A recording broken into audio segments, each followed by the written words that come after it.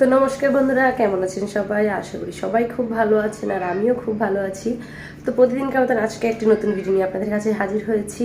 তো দেশ এবং দেশের বাইরে থেকে যারা আমার ভিডিওটি দেখছেন তাদের সবাইকে পরিস কিচেন ব্লগে স্বাগত। তো যদি আপনাদের কাছে আমার ভিডিওটি আজকে নতুন গিয়ে থাকে তাহলে সাবস্ক্রাইব করে আমার চ্যানেলের পাশেই থেকে যাবেন। করবো তো চলুন আমার পাশেই থাকবেন পুরো ভিডিওটি জুড়ে। তো বন্ধুরা, এইখানে আমি সকালের জন্য নাস্তা তৈরি করছি আর আজকে আমি রুটি ভাত কিছুই তৈরি করব না, কারণ প্রতিদিন রুটি ভাত এসব খেতে খেতে মুখে আর রুচি নাই ভাই। এখন আজকে ভাবলাম যে একটু অন্য কিছু তৈরি করি, তার জন্য আজকে একটু সেমাই রান্না করছি। আসলে সেমাই কিন্তু কয়েকবারই খাওয়া হয়েছে, ঈদের দিন, ঈদের পরে দুই একবার খাওয়া হয়েছে। তবে ভাবছিলাম যে তাও আর কিছুটা সেমাই আছে, সেটা রান্না করে ফেলি। তো এখানে আমি পাউডার দুধ দিয়ে সেমাই রান্না করছিলাম। সকাল সকাল কোথায় আবার গরুর দুধ পাবো বলো? তো পাউডার দুধ ছিল, তো সেটা দিয়ে আমি সেমাই রান্না করছিলাম। তো এখানে পাউডার দুধে আমি চিনি আর হালকা একটু লবণ দিয়ে দুধটাকে ভালো করে জাল দিয়ে নিয়েছি, বুঝছো। আর ওইদিকে আমি কড়াইতে একটুখানি ঘিয়ের মধ্যে করে একটু কাজু বাদাম ভেজে নিচ্ছি। বাদামটা আবার আমার ঘরে থাকে, কারণ পরির বাবা আর কিছু পাঠাক বা না পাঠাক, বাদামটা কিন্তু ঠিকই পাঠায়। এর জন্য বাদামটা ঘরে ঠিকই থাকে আর দুধটা ঘরে ঠিকই থাকে। তো এগুলো দিয়ে আমি সেমাইটা রান্না করে নিচ্ছিলাম। সকালের নাস্তা আজকে সেমাই দিয়ে মুড়ি দিয়ে খাবো। আমার শাশুড়ি মা আবার সেমাই দিয়ে মুড়ি দিয়ে অনেক পছন্দ করে, তো আমারও ভালো লাগে। তো এই জন্য আজকে সেমাই আর মুড়ি সকালের নাস্তা। জানি না কারা এটা খেতে পছন্দ করে, কিন্তু আমার কিন্তু খুব ভালো লাগে। তো যাই হোক, এখানে বাদামগুলো ভালো করে একটু ভেজে নিচ্ছিলাম, মানে টেলে টেলে নিচ্ছিলাম। দেখো কালারটা কি সুন্দর ব্রাউন কালার হয়ে গেছে। এর মধ্যে দুধের মধ্যে দিয়ে দিচ্ছি একটু গরম মশলা আর একটু তেজপাতা, কারণ গ্রানটা অনেক সুন্দর আসবে তার জন্য। তো এদিকে এগুলো দিয়ে আমি একটু দুধটাকে ভালো করে নাড়াচাড়া করে নিচ্ছিলাম। তারপর মানে চিন্তা করলাম যে এখানে আর কি দেওয়া যায়, নারিকেল হলে ভালো হতো, কিন্তু নারিকেল তো ঘরে নেই, তার জন্য নারিকেল দিতে পারিনি। তো এখন আমি এটাকে চিন্তা করলাম যে সেমাইটা ঢেলে দেই। তো সেমাইটা ঢেলে দিচ্ছি। সেমাইটা আবার বেশি শক্ত হয়ে গেলে আমার কাছে ভালো লাগে না, এর জন্য আমি কিছুটা মানে অল্প অল্প করে দিয়ে দিয়ে বারবার নাড়াচাড়া করে দেখছিলাম যে কতটুকু দিলে সেমাইটা শক্ত হবে না। তো এটা দেখে দেখে বারবারই আমি দিচ্ছিলাম সেমাইটা। তো হয়তো আপনারা বলতে পারেন যে বারবার একটু একটু সেমাই দিয়ে বারবার নাড়াচাড়া করছো কেন? এর জন্যই করছিলাম, যাতে শক্ত না হয়ে যায়, আন্দাজটা বুঝতে পারি, বুঝছো। তো আমার ভালোবাসার আপুরা, তোমরা যদি সেমাই খেতে চাও তাহলে আমাদের বাসায় চলে আসো। না না না, আমার বাসায় আসতে হবে না, আমি তোমাদের বাসায় চলে যাব। আমার কতগুলো ভালোবাসার আপু আছে আমার এই ইউটিউব পরিবারে। তো যাই হোক, এখানে আমি বাদাম ভাজাগুলো একটু দিয়ে দিচ্ছি। একটু দিতে গিয়ে দেখলাম কি এটার ভিতরে ডুবে যাচ্ছে, তার জন্য একটু পরে ভাবলাম যে একটু পরে দেই, তাহলে হয়তো উপরে হবে। তাও ডুবেই যাচ্ছে, কারণ আমি তো বললাম না এটাকে এত শক্ত করব না। দুধটা একটু বেশি ছিল এর জন্য আর কি এটা ডুবে যাচ্ছিল। তো বেশ একটা শক্ত করিনি আসলেই খাবার সময়। তো এটাকে আমি এখন মুড়ির সাথে খাবো আর কি। তো আমি এখানে দুইটা প্লেটে কিছুটা মুড়ি নিয়ে নিয়েছি। এখানে আমি আমার শাশুড়ি খাবো, আর পরীকে আমি একটুখানি সেমাই শুধু এমনিতেই খাইয়ে দিয়েছিলাম, সে আবার এমনিতেই সেমাইটা পছন্দ করে আমার মতন। তো যাই হোক, এদিকে সেমাইটা মুড়ির সাথে নিয়ে নিচ্ছিলাম। আর ওই দেখো সাইড থেকে আমার মেয়ে কিন্তু হাত নাড়াচ্ছে, বলতেছে এটাতে দাও, এটাতে দাও, এটাতে দাও, বুঝছো। সে সব কাজে হাত লাগাতে হবেই হবে। তো যাক, যাই হোক, মেয়ে মানুষ ছোটো থেকে কাজ শিখলেই ভালো, বড় হলে শ্বশুরবাড়িতে গেলে তো আর শুনতে হবে না যে মা কি কাজ শেখায়নি। তো এইখানে আমি নাস্তা করে নিয়ে চলে আসলাম কিছুটা মাছ, মানে ভিজাচ্ছি আর কি, ফ্রিজ থেকে কিছু মাছ নিয়ে আসছি, সেগুলোকে পানিতে ভিজিয়ে দিচ্ছি যাতে এটা তাড়াতাড়ি খুলে যায় মাছগুলা। রান্নাটা অনেক লেট হয়ে গিয়েছিল। আর এদিকে আমি ভাতটা বসিয়ে দিয়েছিলাম আগে আগে, এদিকে ভাতটা প্রায় হয়ে আসছে, ভাতটা ফুটেই গেছে প্রায়। তো এই ভাতটাকেও একটু পরে ভাবলাম যে নামিয়ে নিব, নামিয়ে তারপর আর যা কাটাকুটি করার তাই করেছিলাম। তো যাই হোক, দেখতে থাকুন আমি আজকে কী কী রান্না করি আর আপনাদের সাথে আমি কিছু কথা বলবো। তো এই মাঝেই আমি কিছু কথা বলবো, সেগুলো কিন্তু আপনারা শুনবেন।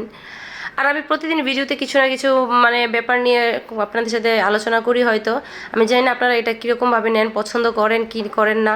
তো যাই হোক, তাও আমার মনে হয় আপনাদের সাথে গল্প করতে আমার ভালোই লাগে, তো এর জন্য অনেক কথাই আপনাদের সাথে বলে ফেলি।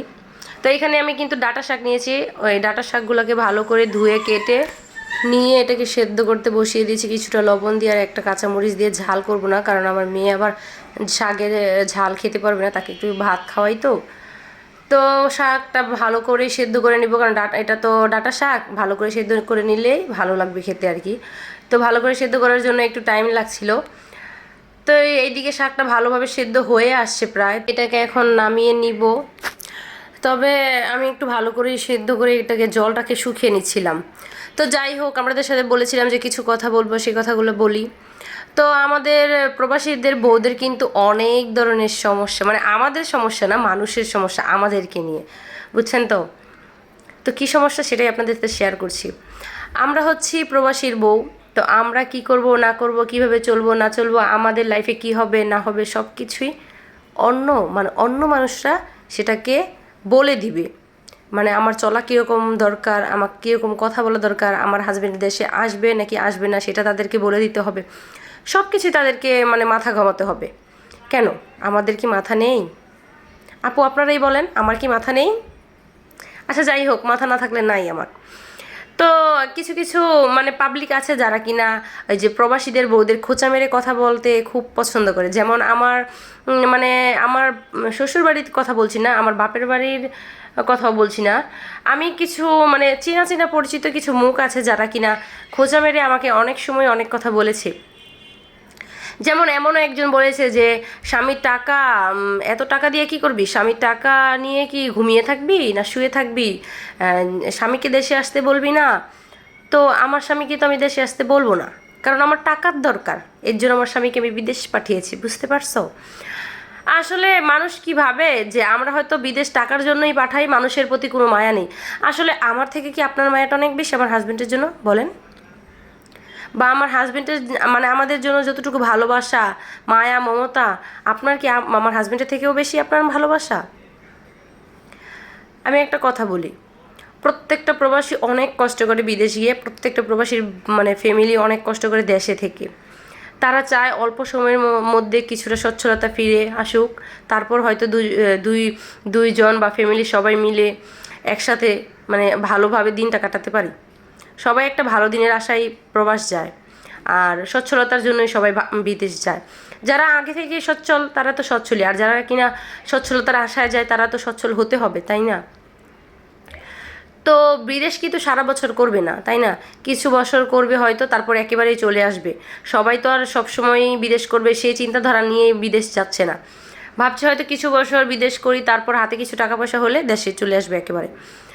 তো আমার হাজব্যান্ডও মানে যে বাড়িটা করেছে সেই বাড়িতে অনেক অনেক টাকার মানে খরচ করেছে, আরও টাকার দরকার যে উপরে করতে হবে। তো আমার হাজব্যান্ড ভাবছিল যে ওইটা করা শেষ হয়ে গেলে সে দেশে চলে আসবে, কারণ কিছু না কিছু একটা লাইন করেই তো আসতে হবে দেশে, তাই না? আর বিদেশিরা কিন্তু হুট করে এসে দেশে কিছু করতে পারে না, তাই না?